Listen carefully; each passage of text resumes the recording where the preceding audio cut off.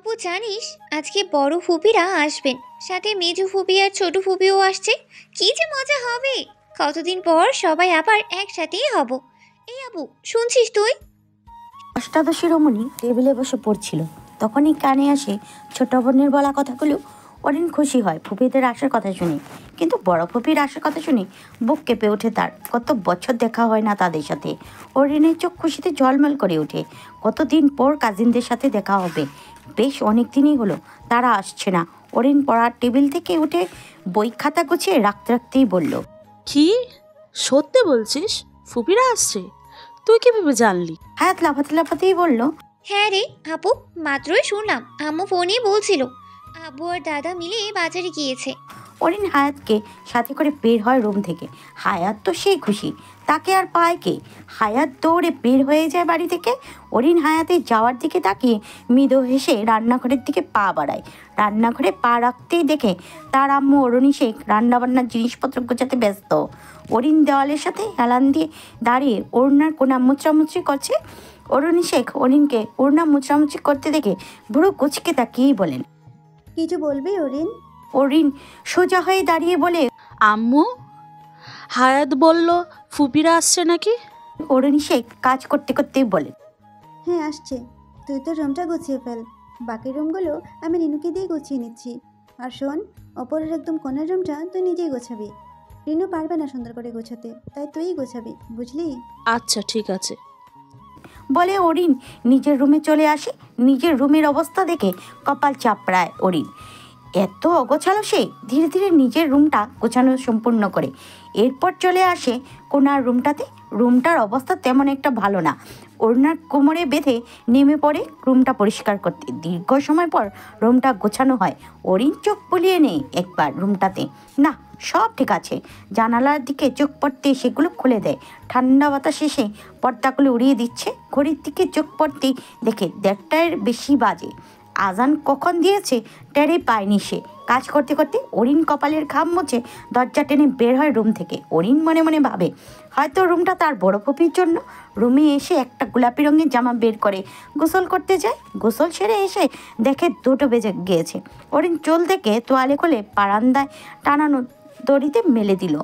Room থেকে বের হয়ে দাদির কাছে আসে। দাদি নামাজ পড়ে তাসবিহ গুনছে। এই যে বুড়ি, খেয়েছো তুমি?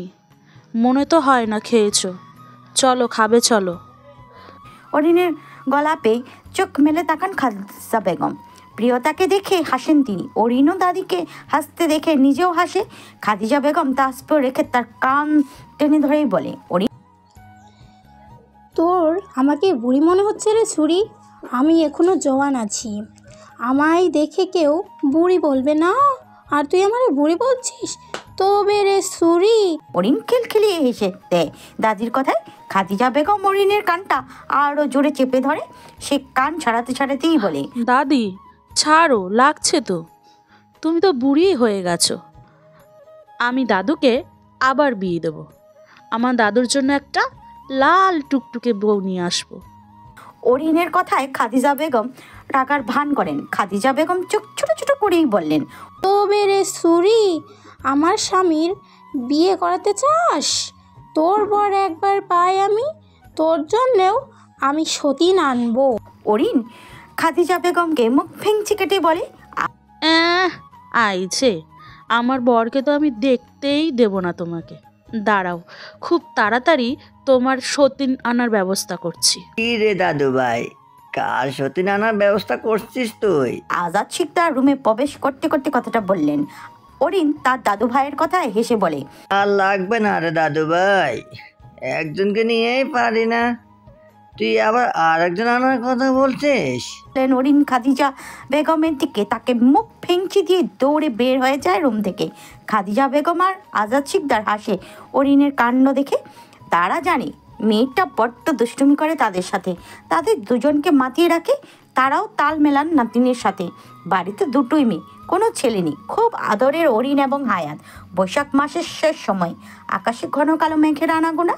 পড়ন্ত বিকাল। বিকাল হয়েছে বেশ খানিকটা সময় হলো। রোদের ছিটে ফোটাও নেই আকাশে। অরিন বারান্দায় বসে রং তুলি দিয়ে কিছু আঁকার চেষ্টা করছে। তার ভেতরেই অরুণী শেখের ডাক পড়ে। অরিন দৌড়ে অরুণী শেখের কাছে আসে।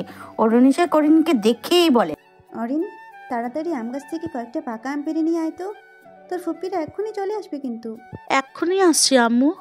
অরিন বাড়ি থেকে বের হওয়ার সময় কারো বুকের সাথে ধাক্কা খেলো। নিজেকে সামলে লোকটার দিকে না তাকিয়ে দুঃখিত। দৌড়ে চলে যায়। লোকটা সানগ্লাসটা খুলে পকেটে দুহাত গুজে অরিনের যাওয়ার পানে তাকিয়েই বলল, এসি। কথাটা বলে হন হন করে বাড়ির ভেতরে ঢুকে যায়। অরিন বাড়ির পেছনে এসে আম পেড়ে বেশ কিছুক্ষণ পর বাড়িতে ঢোকে। বাড়িতে ঢুকতেই বাড়ি ভর্তি লোকজন দেখে চমকে যায় সে, কিছুটা ভড়কেও যায়। একটা ছেলে অরিন আপু বলে দৌড়ে এসে জড়িয়ে ধরে তাকে। অরিন পড়তে পড়তে নিজেকে বাঁচায়। অরিন আমগুলো রিনুর হাতে দিয়ে বাচ্চাটাকে কোলে তুলে বলে, ভালো আছো তুমি তানান পাখি? তা আদো আদো গলায় বলে, আমি ভালো আছি অরিন আপু, তুমি কেমন আছো? অরিন তাতানির সাথে কথা বলতে বলতে বড়দের সবার কাছে যায়।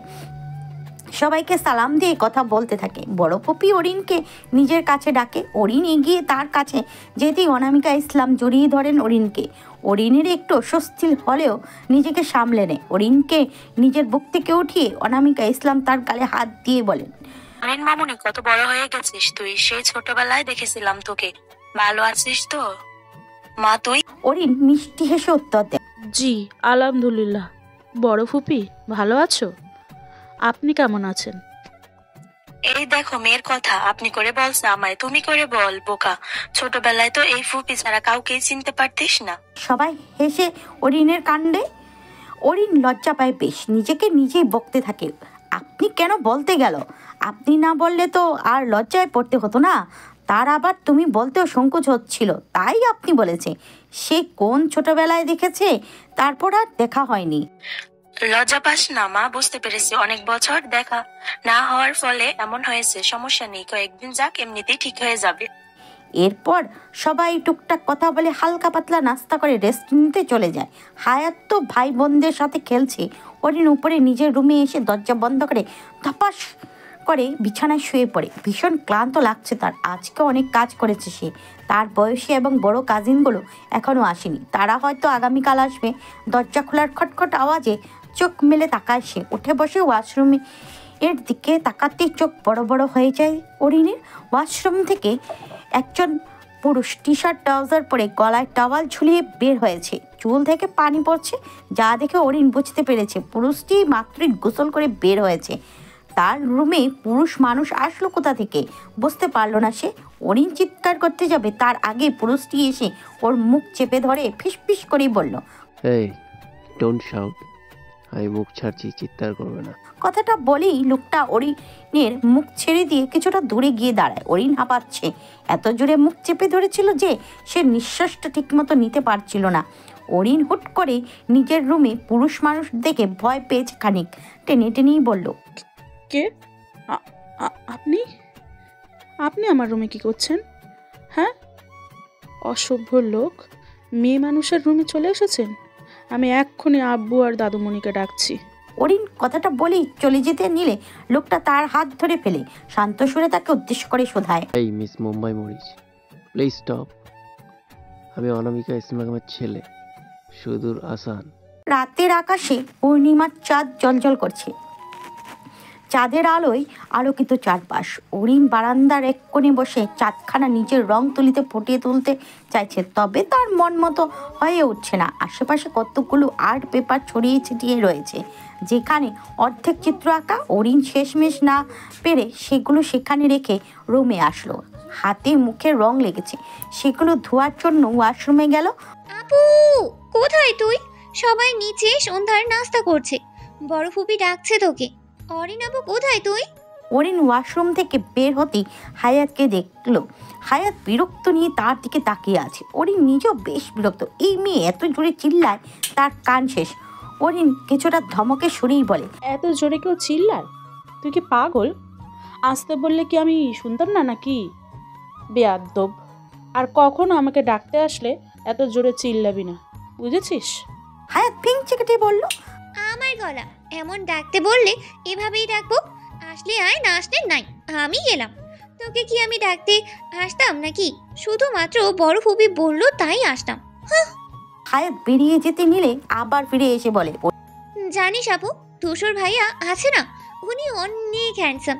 দেখেছিস তুই তাকে? আমি যদি তোর মতো বড় হতাম, নির্ঘাত তাকে টুস করে বিয়ে করে নিতাম। অরিন চোখ রাঙিয়েই বলে, যাবি তুই নাকি আম্মাকে এই কথাগুলি বলবো? হায়াত দৌড়ে বের হয়ে গিয়েছে। অরিন চমকে উঠেছে ধূসর নাম ব্যক্তির কথা শুনে। তখন কি বাজে অস্বস্তিকর পরিস্থিতিতেই না পড়েছিল সে। যদিও ধূসর নিজের ভুল বুঝতে পেরে তার রুম ত্যাগ করেছিল, পাশাপাশি রুম হওয়ায় ধূসর তার রুমে চলে এসেছিল। তবে অরিন একটা ব্যাপারে ভীষণ অবাক হয়েছে, লোকটা তাকে একটি বাড়ির জন্য সরি বলল না। এটা ভেবে ধূসরের প্রতি অরিনের খুব জন্মালো। ধূসরকে মনে মনে ধুয়েও দিয়েছে সে রুম ছেড়ে নিচে আসে।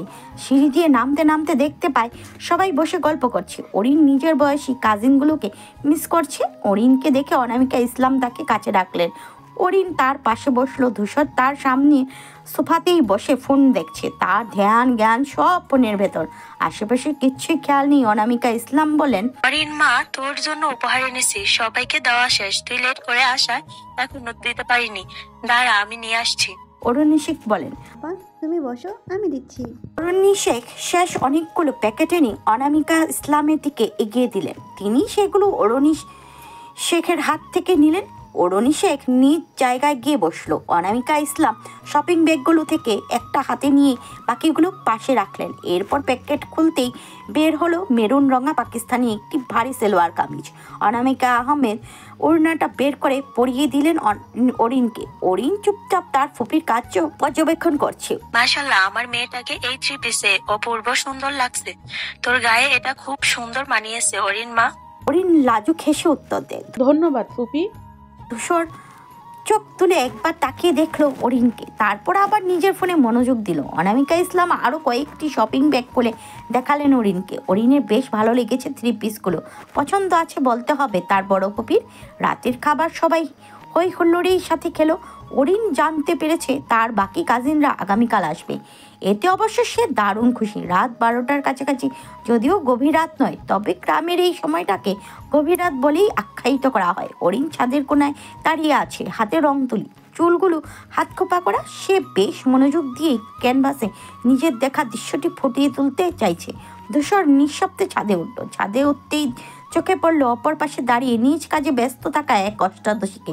ধূসর ফোনটা পকেটে পরে ট্রাউজারের পকেটে হাত গুজে সেদিকে এগুলো। অরিন তাকে এখনো খেয়াল করেনি। এই মিস মুম্বাই মরিচ, তুমি এত রাতে এখানে কি করছো? অরিন চমকে উঠলো, হাত থেকে রং তুলি পড়ে গেল। বেশ ভয় পেয়েছে সে। প্রায় সে এখানে বসে নিজ মনে আঁকে, কেউ আসে না এই সময়, তবে আজ হঠাৎ কারো গলা শুনে ভয় পেয়েছে। ধূসরকে দেখলো সে, নিজেকে স্বাভাবিক করেই বলল, আপনি কানা, চোখে দেখেন না? দেখছেন না কি করছি? কানা নই আমি, তবে এত রাত্রে এখানে আসাটা ঠিক নয়। আমি তোমাকে এটাই বলতে চেয়েছি। বাট নামটা কি জানো তোমার? অরিন, অরিন ওয়াসিনাথ আমার নাম, বুঝেছেন? এখন যেতে পারেন মিস্টার ধূসর। ধূসর ভুরু কুচকে বলল, তুমি কি আমাকে এখান থেকে তাড়িয়ে দিচ্ছ? You forget that Azad Sikdar আমার নানা হয়। তোমার কোনো রাইট নেই আমাকে এখান থেকে বের হয়ে যেতে বলার। আমার মনে হয় আপনার ইংলিশটা আগে ভালো করে শেখা উচিত। এত বছর কানাডা থেকে কি করলেন যে অর্ধেক ইংলিশ তো অর্ধেক বাংলা বলতে হয়। ধূসর রেগেই বলল, তুমি কিন্তু এবার বেশি বেশি বলছো। আমি জানি আমি বেশি বেশি বলি। আবার মনে করিয়ে দেওয়ার জন্য আপনাকে অসংখ্য ধন্যবাদ ধূসর সাহেব। ধূসর রেগেই বলল। ধূসর রেগে স্থান ত্যাগ করে। অরিন হেসে ফেললো। তাকে রাগাতে এসেছিল, এখন নিজেই রেগে গিয়েছে। অরিন নিজের কাজে মনোযোগ দিল। সে এখন তার চিত্রটি আঁকাতে মনোযোগ দিতে চায়। আগামীকাল থেকে আবার আঁকতে পারবে না। ভাই বোনদের সাথে সময় কাটাতেই সে বেশি ভালোবাসে। তার জন্য এখন যা আঁকার আছে আঁকছে। আঁকা তার নেশার শখ। ধূসর রুমে এই পাশ থেকে ওপাশে পাচারি করছে। তাকে পুচকি মেয়েটা নিজের কথার জালে ফাঁসিয়ে দিল। তাকে ইংরেজি শিখতে বলছে। এর চাইতে অপমানের আর কি হতে পারে? ধূসর লাইট বন্ধ করে বিছানায় শটান হয়ে শুয়ে পড়লো। কপালে হাত দিয়ে চিন্তা করছে অরিনের করা কাজের কথা। রাগটা পুরো প্রিয়তার উপর পড়েছে। মেয়েটা তাকে কতগুলো কথা শুনিয়ে দিল। ধূসর শান্তিতে ঘুমোতে পারছিল না। তাই সে আবারও ছাদে যাওয়ার চিন্তা করলো। ছাদে আসতে খেয়াল করলো অরিনের আঁকা প্রায় শেষ। ধূসর এগিয়ে যেতেই অরিন পেছনে ফিরলো। বেশ অবাক হলো ধূসরকে আবারও আসতে দেখে। আপনি আবার কেন এখানে এসেছেন? ধূসর উত্তর দিল না, কোনার পাশটাতে গিয়ে দাঁড়িয়ে পড়লো। অরিন বেশ অপমান বোধ করলো, আফসোস করতে লাগলো কেন সেই বেয়াদব ছেলেটাকে প্রশ্ন করলো। না হয় তো এমন অপমানিত হতো না। সে দ্রুত নিজের জিনিসগুলো গুছিয়ে ছাদের চিলেকোঠার রুমটাতে ঢুকলো। ধূসর আর চোখে সব পর্যবেক্ষণ করছিল এবং হাসছিল। অরিনের কুমড়া মুখ দেখেই সে বুঝেছে প্রিয়তাকে এবার সে টক্কর দিতে পেরেছে। এতেই তার ভীষণ আনন্দ হচ্ছে। অরিন রুমের লাইট অন করে নিজের প্রয়োজনীয় জিনিসগুলো রাখলো। অন্য সব চিলেকোঠার মতো তাদের চিলেকোঠার নোংরা জিনিস দিয়ে ভর্তি নয়। অরিন এখানটা খুব সুন্দর করে সাজিয়ে রেখেছে। সেখানে সব কিছু রেখে বের হলো অরিন বের হবে বুঝতে পেরে ধূসর উল্টো দিকে ঘুরে দাঁড়িয়ে রইল। অরিন বের হবে, ধূসরকে এখনো ছাদে দেখে মুখ বাঁকায়। তার মাথায় ধূসরকে জব্দ করার বুদ্ধি আসে। সে দ্রুত সিঁড়িঘর দিয়ে নেমে ছাদের লাইট বন্ধ করে দেয়। অরিন কিছুক্ষণ চুপ করে সেখানে দাঁড়িয়ে রয়।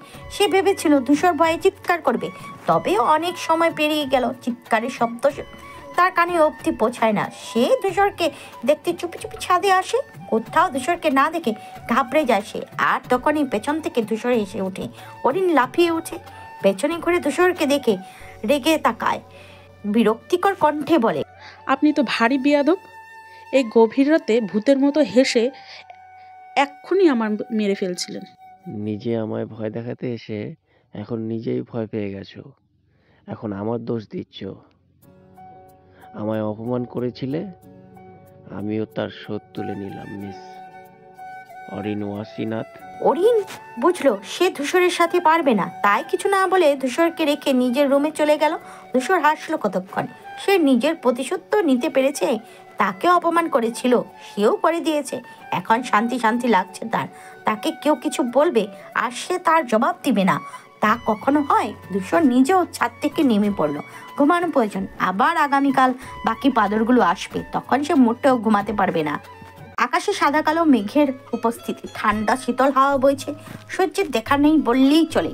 অরিনদের বাড়িটা পুরনো জমিদার বাড়ির মতো। আজাদ শিকদারের বাবার বাবা নাকি জমিদার ছিলেন। বাড়িটা সেই আমলের, তবে এখন আগের মতো নেই। নতুন করে কাজ করানো হয়েছে বাড়িটাতে, তাই পুরনো বাড়ি বলা চলে না, রং করানো হয়েছে। তবে বাড়িটা বেশ বড়। অরিন ঘুম থেকে উঠে বাড়ির পেছনে তার বাগানটিতে চলে আসলো। এটা তার অন্যতম শখগুলোর মাঝে আরেকটি। এখানে বিভিন্ন জাতের গোলাপ, জবা, রজনীগন্ধা, কাঠগোলাপ সহ আরও অনেক রকম ফুলের গাছ রয়েছে। ধূসর এত সকালে না উঠলেও আজ ঘুম ভেঙে গিয়েছে।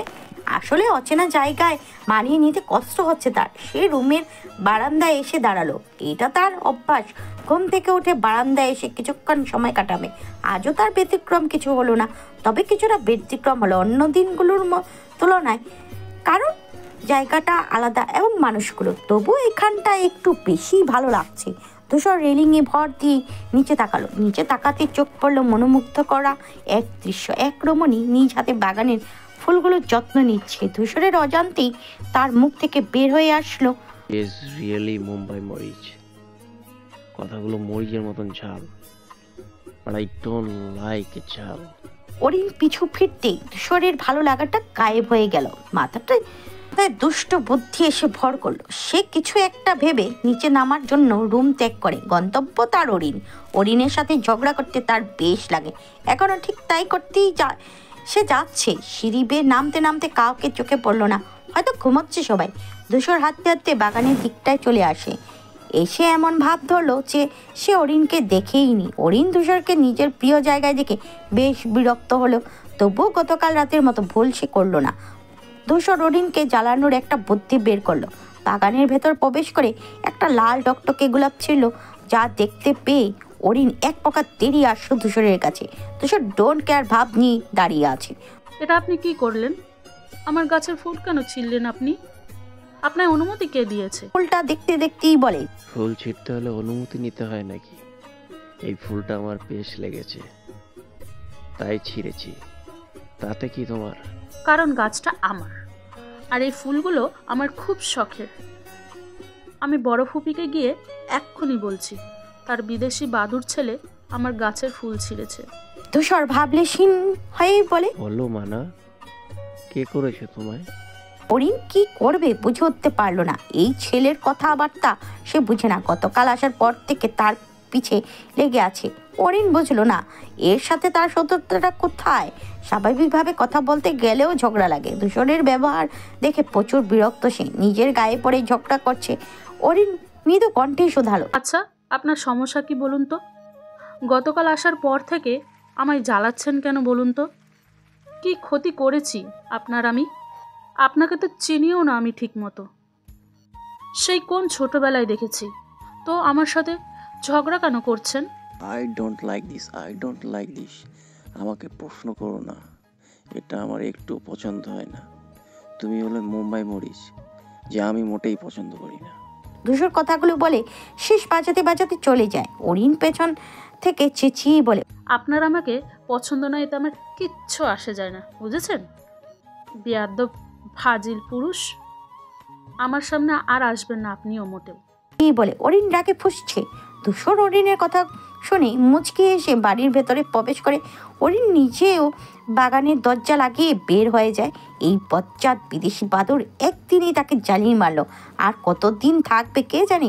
ধূসরকে মনে মনে বকতে বকতে নিজের রুমে চলে আসে সে। কিছুতেই রাগ কমছে না তার। ধূসরের মাথা ফাটিয়ে দিতে ইচ্ছে করছে। বিদেশি বাদুর, আমি ছাড়বো না তোকে। আমার গাছের ফুল ছেঁড়া না, আমিও এর প্রতিশোধ নেব। সকাল 9টা। বসার রুমে সবাই মিলে গল্পগুজব করছে। সেখানে আজাদ শিকদার এবং খাদিজা বেগম এসে নিজেরাও যোগ দিলেন। কতগুলো বছর মেয়ের সাথে দেখা হয় না, আজ এতগুলো বছর পর মেয়ে নিজের বাড়িতে এসেছে। কত কথা জমে আছে। কাল তেমন কথা বলার সুযোগ পায়নি তারা। ক্লান্ত থাকা সবাই বিশ্রাম নিয়েছে। 14 বছর পর দেশে ফিরেছেন অনামিকা ইসলাম। স্বামী সন্তান নিয়ে সেখানেই সেটেলড তারা। ধূসর একমাত্র ছেলে তাদের। ধূসর কিছুক্ষণ পরে নিচে নেমে আসলো। এসে নিজের মায়ের পাশে নিঃশব্দে বসে পড়লো। এখানে কোথাও অরিনকে দেখতে পেল না সে। ধূসর, তুমি আর অরিন গিয়ে তোমাদের বাকি কাজিনদের নিয়ে আসবে। ওরা ট্রেনে করে আসছে, নাস্তা করে তৈরি হয়ে নাও। ধূসর অনামিকা ইসলামের কথায় না করবে ভাবলো, তবে অরিনের সাথে যাবে ভেবে রাজি হয়ে গেল। সে একটাও চান্স মিস করতে চাইছে না অরিনকে জ্বালানোর। তাই সে আর তার মায়ের কথার পিঠে উত্তর দেয়, ঠিক আছে আম্মু, সমস্যা নেই। অরিনও তখন নিচে নেমে আসে। এতক্ষণ যাবৎ সে নিজের রুমে বসে আঁকছিল। এসে সবার সাথে যুক্ত এসেও অরিনের বাবা ইমরুল শিকদারও এখানে ভাই বোনদের সাথে গল্প করছে বসে। অরিনকে দেখে অনামিকা ইসলাম তাকে কাছে ডাকেন। অরিন অনামিকা ইসলামের অপর পাশে বসে পড়ে। ধূসর তার দিকে তাকিয়ে হাসছিল। অরিন ধূসরের হাসির মানে বুঝে উঠতে পারলো না। তখনই অনামিকা ইসলাম বলে ওঠেন, অরিন মা, তুই আর ধূসর গিয়ে তোর ফুপা আর ভাই বোনদের নিয়ে আয়, তারা ট্রেনে আসছে। আর আমার ধূসরকেও গ্রামটা ঘুরিয়ে নিয়ে আয়। ঠিক আছে বড় ফুপি, এখন বের হতে হবে। অনামিকা ইসলাম কিছু বলবেন তার আগেই পাশ থেকে অরিনের মেজো ফুপি সৃজনী রহমান বললেন, নাস্তাটা তাড়াতাড়ি করে যা মা, আমার মেয়েটাকে কতদিন দেখি না। অরিন সৃজনী রহমানের দিকে তাকিয়েই বলল, ফুপি, একদিনও হয়নি তোমরা এসেছো, আর এর মধ্যে তুমি কতদিন বানিয়ে দিচ্ছ? ওই তো হবে কিছু একটা, মায়ের মন তুই কি বুঝবি। অরিন ভ্রু কুচকে তাকায়। পাশ থেকে অনামিকা ইসলাম বলেন, ওসব বাদ দে মা, চল নাস্তা করে নেই সবাই। অরুণ শেখ সবাইকে খেতে ডাক দিলেন। সবাই টেবিলে বসে পড়লো সকালে নাস্তা করার জন্য। বিভিন্ন পদের খাবার দিয়ে টেবিল সাজানো। সবাই নিজের মতো নিয়ে খেয়ে নিল। অরিন নিজের রুমে চলে আসলো। তৈরি হতে হবে, আবার তার ধূসরের সাথে যেতে হবে। এর থেকে বিরক্তির আর কি হতে পারে। ধূসর বিরক্তি নিয়ে অপেক্ষা করছে অরিনের জন্য। বেশ অনেকক্ষণ অপেক্ষা করার পরও অরিন আসছে না। ধূসরের ইচ্ছে করছে অরিনকে পানিতে চুবাতে। এত সময় লাগে তৈরি হতে? ধূসর এক প্রকার রাগে ফুঁসছে। কাউকে কিছু বলতেও পারছে না সে। অরিন নিজের বারান্দা থেকে উকি দিয়ে দেখছে ধূসরকে। সে ইচ্ছে করেই এমন করছে। অরিন তৈরি হয়ে নিয়েছে আরও অনেক সময় আগে। ধূসরকে জ্বালানোর জন্যই এখনও নিচে নামছে না সে। তবে নিচ থেকে বড় পপির আওয়াজে এবার নামতেই হলো তাকে। নিচে নামতে অনামিকা ইসলাম অরিনকে কাছে ডেকে বলে, সাবধানে যাস মা, আমার ছেলেটার একটু খেয়াল রাখিস, ও তো এখানে কিছুই চিনে না। অরিন মৃদু হেসে বলল, তুমি চিন্তা করো না বড় ফুপি, আমি তোমার ছেলের খেয়াল রাখবো, আর আমার গ্রাম ঘুরিয়েও দেখাবো। অরিনের আম্মু অরুণী শেখ এগিয়ে এসে বললেন, রাস্তায় কোনো দুষ্টুমি করবি না অরিন, আর ধূসরকে মোটেও জ্বালাবি না, সাবধানে যাস। ইমরুল শিকদার অরিনের কাছে এসে বলেন, আম্মা, গাড়ি নিয়ে যাব তোমরা নাকি ভ্যানে যাবে? ধূসর ততক্ষণে বিরক্ত হয়ে বাড়ির ভিতরে প্রবেশ করেছে। ইমরুল শিকদারের কথা শুনে তার বিরক্তির পরিমাণ আরও বেড়ে গেল। ভ্যানে সে কত বছর ওঠে না, এর থেকে তো গাড়িই ভালো। অরিন ধূসরকে দেখে শয়তানি হাসি দিয়ে তার আব্বুকে উদ্দেশ্য করেই বলল, আব্বু, গ্রামে কি গাড়িতে ঘুরে মজা পাবে? ভ্যানই বেস্ট। তুমি রহিম চাচাকে আসতে বলো, আমরা ওনার ভ্যানে চড়েই গ্রাম ঘুরবো। ইমরুল শিকদার সম্মতি দিলেন। রহিম মিয়াকে ফোন করার জন্য সাইডে গেলেন। ধূসর বুঝল অরিন তাকে জ্বালানোর জন্যই গাড়ির বদলে ভ্যানের কথা বলেছে। তবে ধূসর নিজের বিরক্তি প্রকাশ না করেই বলল, ওকে, আমার কোনো সমস্যা নেই। নতুন কিছুতে ওঠার অভিজ্ঞতাটা সেই অনেক বছর হলো উঠিনি। আমি খুব এক্সাইটেড। অরিন খুব ভালো করেই বুঝতে পারলো ধূসর তার শয়তানি বুদ্ধি ধরতে পেরে এখন এমন বলছে। মনে মনে ভীষণ হাসলো সে। আজ যে ধূসরের কপালে কি আছে তা ধূসর টেরও পাচ্ছে না। অনামিকা ইসলাম কাছে এসে বললেন, আব্বু, সাবধানে যাস, আর অরিনের সাথে সাথে থাকিস সব সময়। তুই কিন্তু এখানকার কিছুই চিনিস না, তাই সাবধানে চলাফেরা করবি।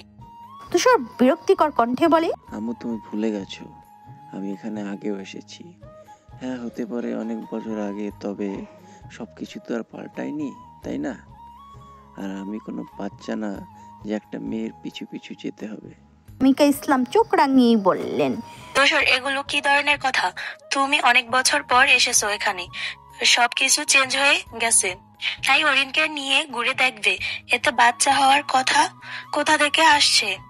ধূসর উত্তর দেয় না। রিনু এসে খবর দেয় রহিম চাচা চলে এসেছেন। অরিন ওড়না ঠিক করতে করতে বাড়ির বাইরে চলে আসে।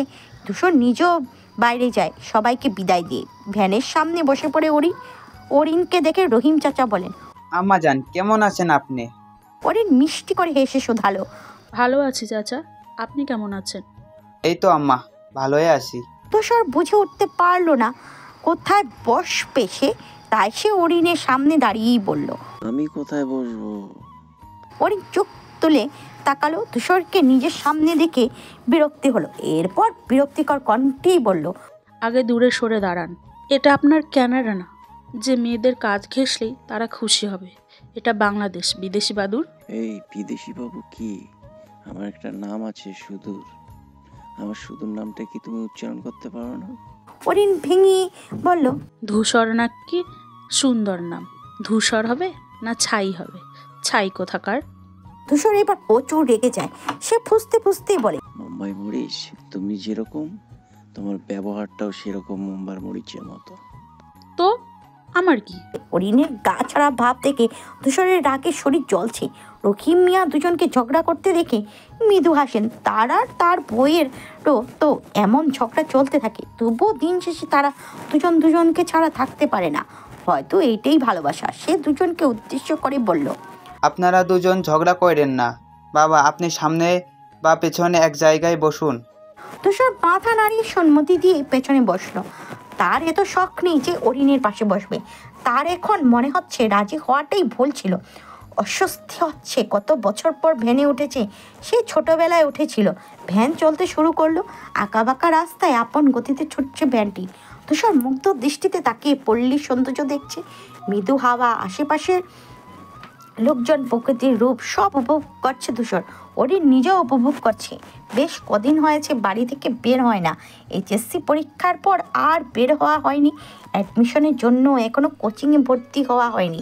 ধূসর তার মাঝে অরিনকে উদ্দেশ্য করেই বলে, অনেক বছর পর এরকম গ্রামের প্রাকৃতিক সৌন্দর্য দেখে মুগ্ধ হয়েছি।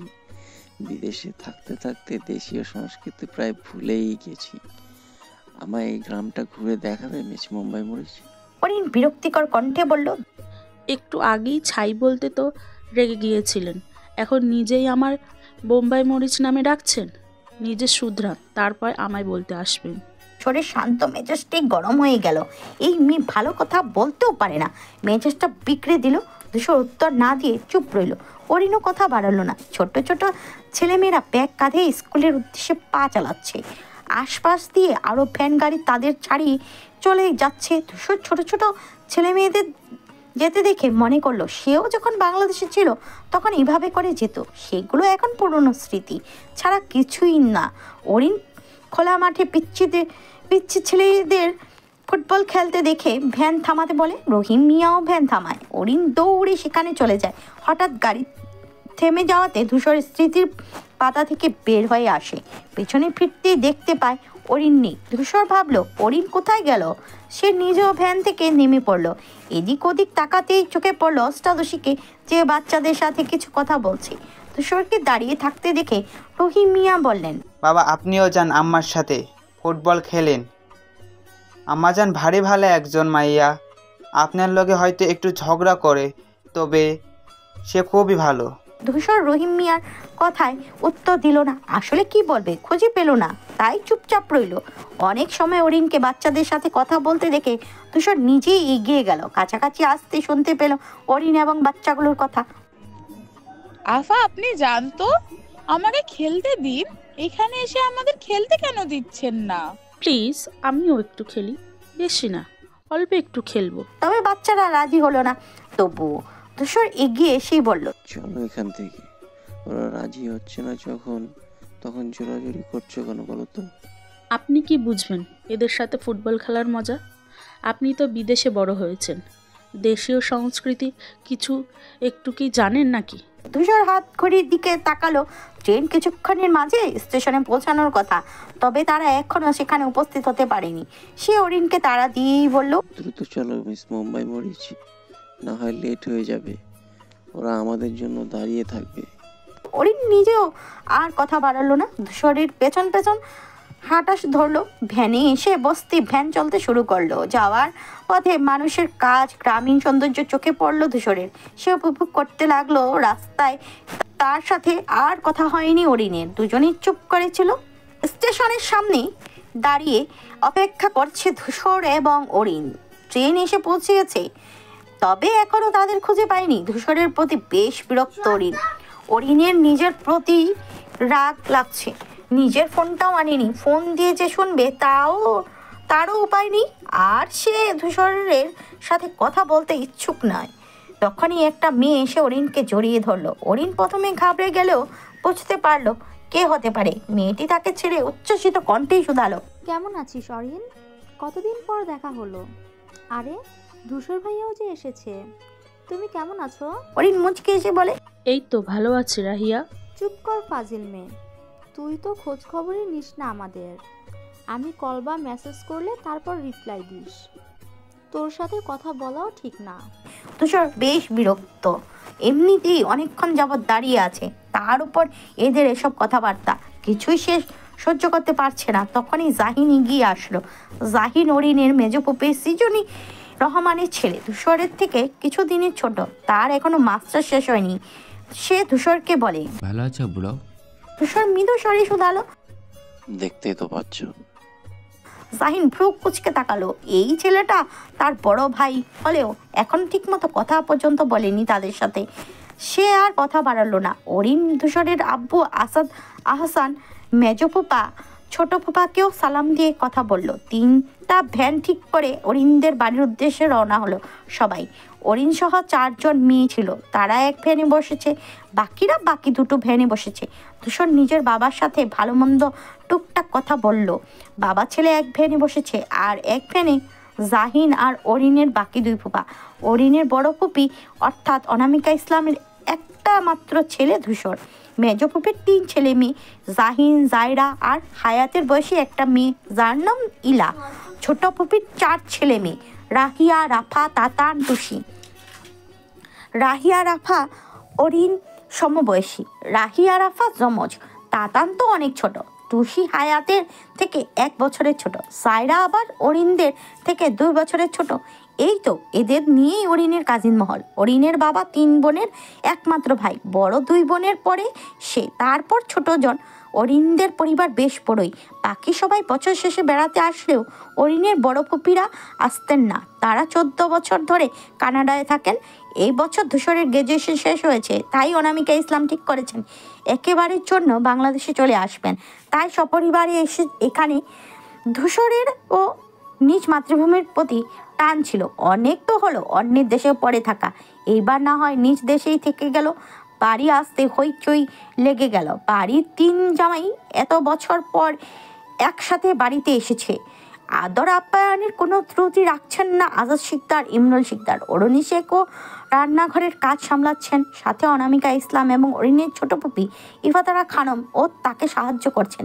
সৃজনী রহমান ছেলে মেয়ে আসাতে তাদের নিয়ে ব্যস্ত। আজাদ শিকদার সহ বাকিরা বসার রুমেই বসে আছেন। আব্বু আম্মু কোথায়? তাকে যে দেখছি না। তোমার শাশুড়ি আম্মু অসুস্থ আসাদ, সে নিজের রুমেই থাকে সব সময়। তাহলে আব্বু যাই, আমি তাকে দেখে আসি। হ্যাঁ যাও, সে তোমাদের জন্য অপেক্ষা করছে। 3 জামাই শাশুড়িকে দেখতে গেল। অপরদিকে কাজিনরা সব আড্ডায় বসেছে অরিনের রুমে। শুধুমাত্র একজন নেই, আর সেই একজন হলো ধূসর। রাহিয়া, রাফা, অরিন, জায়রা, জাহিন 5 জন মিলে আড্ডা দিতে বসেছে। জাহিনের সাথে সবাই অনেক ফ্রি। জাহিনও সবাইকে বোনের চোখে দেখে, শুধু একজন ছাড়া। গত 2 বছর যাবৎ একটু একটু করে তার প্রতি অনুভূতি নিজের হৃদয় কোঠায় সাজিয়েছে জাহিন। তবে এখনো সাহস হয়নি তাকে মনের কথা জানানো। প্রেম সে করতে চায় না, করলে বিয়ে করবে। তবে এখন সে পড়াশোনা করছে, তাই চাইলেও সম্ভব নয়। কি হলো জাহিন ভাইয়া, কোথায় হারালে? অরিনের কথায় জাহিন জোরপূর্বক হেসেই বলল, কোথায় আর হারবো, আছি তো তোমাদের মাঝে। অরিন সন্ধিয়ান কণ্ঠে বলল, ভাই তুমি কি প্রেমে পড়েছো? তাই তো মনে হচ্ছে। প্রেমে পড়লে কিন্তু মানুষ কল্পনায় ডুবে থাকে। কথাটা বলতেই ঘর কাঁপিয়ে হাসতে থাকে রাহিয়া, রাফা, অরিন, জায়রা। জাহিন লজ্জা পায় কিছুটা। ইস, এই মেয়েটা তাকে সব সময় লজ্জা ফেলে দেয়। সে ধমক দিয়েই বলে, থামা ভাজিলের দল, বড় ভাইয়ের সাথে মজা করতে ভালো লাগছে না। অরিন মামিকে বল কিন্তু আমাকে বকা খাওয়াবে। জাহিন ভাই, আমিও কিন্তু মেজো ফুপিকে বলে তোমায় বকা খাওয়াতে পারি, তাই ভেবে চিন্তে কাজ করো। তুমি একা, আর আমার দলে এই যে আমার বোনগুলো। জাহিন অসহায় দৃষ্টিতে তাকালো সবার দিকে। অরিনের সাথে সে কোনো কালই পেরে ওঠে না। পাশ থেকে রাহিয়া বলে, আচ্ছা বাদ দাও ওসব। আজকে রাতে কিন্তু সেই একটা আড্ডা দেব, ছাদে বসে সবাই গল্প করব, মজা হবে। অনেকদিন এভাবে আড্ডা দেওয়া হয় না। অরিনও সম্মতি দিয়ে বলে, ঠিক বলেছিস। কিরে রাফা, আজ তুই চুপ যে, কি হয়েছে? রাফা ক্লান্ত কণ্ঠে শুধালো, আমি ভাই অনেক ক্লান্ত, অনেকটা সময় জার্নি করেছি। তোদের মতো আমার এত এনার্জি নেই ভাই, তাই তো চুপচাপ তোদের কথা শুনছি। জাহিন রাফার কথা শুনে বলল, আচ্ছা এখন তোমার বিশ্রাম করো, আমি যাই, আসলে অনেক ক্লান্ত লাগছে আমার। জাহিন বের হয়ে যায়। অরিন উঠে দরজা আটকে দেয়। ততক্ষণে সবগুলো হাত পা ছড়িয়ে ছিটিয়ে শুয়ে পড়েছে। অরিন বিরক্ত হয়ে বলল, ভাই তোদের তো আমার রুম দিয়েছে থাকতে, তাই না? তোরা আমার রুমে এমন হাত পা ছড়িয়ে শুয়ে পড়লি কেন? রাহিয়া বিরক্তিকর কণ্ঠে বলল, চুপ থাক তুই, এটা এখন আমাদের রুম, মোটেও জ্বালাবি না, ভাগ এখান থেকে। অরিন কিছু না বলে বেরিয়ে গেল রুম থেকে। ঈদের সাথে কথায় পারবে না, বাইরের আবহাওয়া এখনো খারাপ, যখন তখন বৃষ্টি নামতে পারে। সে ছাদে আসলো। মৃদু হাওয়া বইছে, আকাশে ঘন কালো মেঘ। এমন পরিবেশ ভীষণ পছন্দ অরিনের। সে 1 কাপ চা করে নিল। যদিও পাশ থেকে মা তাকে বকেছে, তবুও কিছু যায় আসে না তার।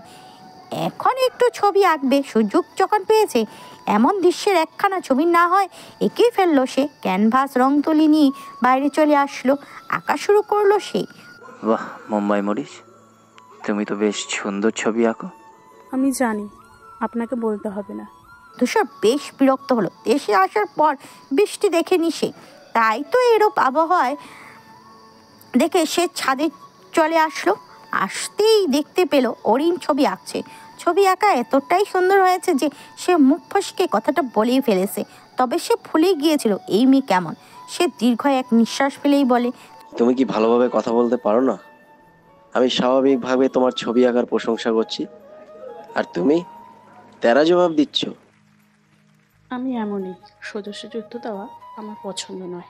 ধূসর বিরক্ত হয়ে কথা না বাড়িয়ে ছাদের অপর পাশে এসে বসে পরিবেশটা উপভোগ করছে। হুট করে ঝিরিঝিরি বৃষ্টি পড়া শুরু করলো। অরিন নিজের জিনিসপত্র নিয়ে সেই চিলেকোঠার রুমটাতে রেখে আবারও বাইরে আসলো। ইতিমধ্যে ঝুম বৃষ্টি নেমেছে, ঝড়ো হাওয়া বইছে। অরিন নিজেকে সামলাতে পারলো না, নেমে পড়লো। বৃষ্টিতে ভিজিয়ে দিচ্ছে তাকে বৃষ্টি। ধূসর ছাউনির নিচে দাঁড়িয়ে দেখছে অরিনকে। তার একটু অদ্ভুত ফিলিংস হচ্ছে, যা আগে কখনো হয়নি। ধূসরের বেশ ভালোই লাগছে অরিনকে দেখতে। হট করে কি হলো তার? অরিন ধূসরকে দেখে চিল্লিয়েই বলে, এই যে বিদেশি বাদুর, চাইলে আপনিও আমার সাথে ভিজতে পারেন। আমি এখন ঝগড়া করার মুডে নেই। মনে তো হয় না কখনো বৃষ্টিতে ভিজেছেন। ধূসর নিজেও ভাবলো বৃষ্টিতে ভিজবে। এক পা করে সামনে এগিয়ে আসলো। সাথে সাথে ভিজে গেল সে। বেশ ভালো লাগছে বৃষ্টি তার খুব প্রিয় ছিল ছোটবেলায়। ধূসর ভীষণ উপভোগ করছে।